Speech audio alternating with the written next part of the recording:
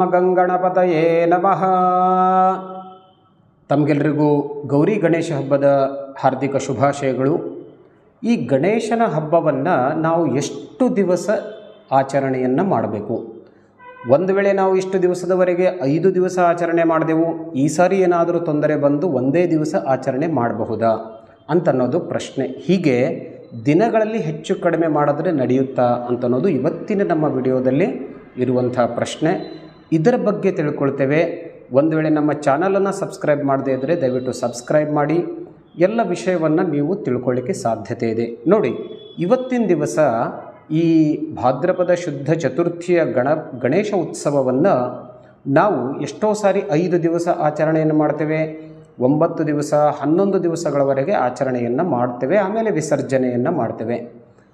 ಒಂದು ವೇಳೆ ನಾವು ಇಷ್ಟು ದಿವಸದವರೆಗೆ 5 ದಿವಸ ಆಚರಣೆಯನ್ನು ಮಾಡ್ತಾ ಇದ್ದೆವು, ಈಗ ಯಾವುದೋ ಒಂದು ಕಾರಣಾಂತರದಿಂದ ಒಂದು ವೇಳೆ ನಮಗೆ ಅವತ್ತಿನ ದಿವಸನೇ ವಿಸರ್ಜನೆ ಮಾಡಬೇಕು ಅಂತ ಅಂದ್ಕೊಂಡ್ರೆ ಹಾಗೆ ಮಾಡಲಿಕ್ಕೆ ಅವಕಾಶ ಇದೆಯಾ ಅಂತ ಕೇಳಿದ್ರೆ ಖಂಡಿತವಾಗಿಯೂ ಇದೆ. ಇಲ್ಲಿ ದಿನಗಳನ್ನು ನಾವು ಹೆಚ್ಚು ಕಡಿಮೆ ಮಾಡಲಿಕ್ಕೆ ಸಾಧ್ಯತೆ ಇದೆ. ಯಾಕೆ ಅಂದರೆ ಶಾಸ್ತ್ರದ ಪ್ರಕಾರ ಪಾರ್ಥಿವ ಗಣೇಶ ಅಂದರೆ ಮಣ್ಣಿನ ಗಣೇಶನ ಪೂಜೆಯನ್ನು ನಾವು ಅವತ್ತು 1 ದಿವಸ ಮಾತ್ರ ಮಾಡ್ತಕ್ಕದ್ದು. ಅದು ವಿಶೇಷವಾದದ್ದು, ಅಂದರೆ ಭಾದ್ರಪದ ಶುದ್ಧ ಚತುರ್ಥಿಯ ದಿವಸ.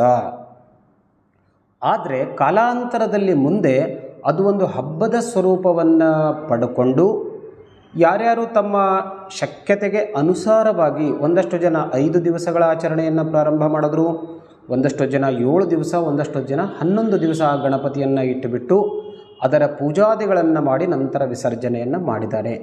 ಹಾಗಾಗಿ ಒಂದು ವೇಳೆ ನಿಮ್ಮ ಮನೆಯಲ್ಲಿ 5 ದಿವಸಗಳ ಒಂದು ಆಚರಣೆಯ ಪದ್ಧತಿ ಇತ್ತು, ಯಾವುದೋ ಕಾರಣದಿಂದ ಒಂದು ವೇಳೆ ಈ ಸಾರಿ ಒಂದೇ ದಿವಸದಲ್ಲಿ ನಿಮಗೆ ವಿಸರ್ಜನೆ ಮಾಡತಕ್ಕಂಥ ಪ್ರಸಂಗ ಬಂದರೆ ಖಂಡಿತವಾಗಿಯೂ ನೀವು ಹಾಗೆ ಮಾಡಬಹುದು.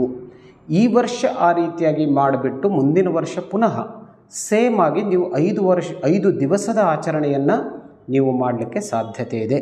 ಇದರಲ್ಲಿ ಹೆಚ್ಚು ಕಡಿಮೆ ಮಾಡಬಹುದು.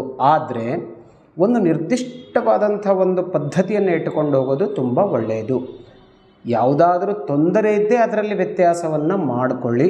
ಇಲ್ಲದೇ ಇದ್ದರೆ ನಿಮ್ಮ ಹಿರಿಯರಿಂದ ಯಾವ ರೀತಿಯಾದಂಥ ಒಂದು ಸಂಪ್ರದಾಯ ನಡ್ಕೊಂಡು ಬಂದಿದೆಯೋ ಅದೇ ಸಂಪ್ರದಾಯವನ್ನು ಮುಂದುವರಿಸಿ ಗಣೇಶನ ಪೂಜೆ ಮತ್ತು ಆರಾಧನೆಯನ್ನು ಮಾಡಿ ಖಂಡಿತವಾಗಿಯೂ ಒಳ್ಳೆಯದಾಗುತ್ತೆ.